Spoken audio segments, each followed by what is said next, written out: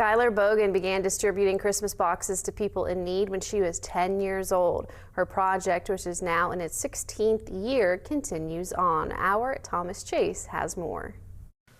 Skylar Bogan was driving over the 5th Street Bridge when she was 10 years old and noticed people living in tents under the bridge. Ever since then, she has distributed Christmas boxes to those in need so that they can enjoy a Christmas gift this holiday season as well. The basis of the boxes are sweet snack, salty snack, a sandwich, a drink, hats, gloves, and socks. There's extra things in there like toothbrushes and toothpaste. This year we added scarves because of last-minute donations. This is the 16th year of the project. Bogan said that it doesn't feel like Christmas to her until the boxes are distributed.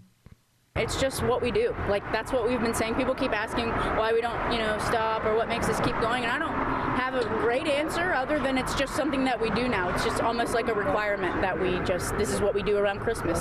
Bogan spoke about her hope for the future of the project. There's a couple different avenues I'd like to take, like maybe trying to get some grants or different things going with the project in terms of like making it a nonprofit and things like that. Obviously, that's a little time consuming, but I think that we could do wonders with different opportunities like that. So I have some people who are willing to help me, do that. Bogan is thankful for all those in the community who donated to this year's Christmas box distribution.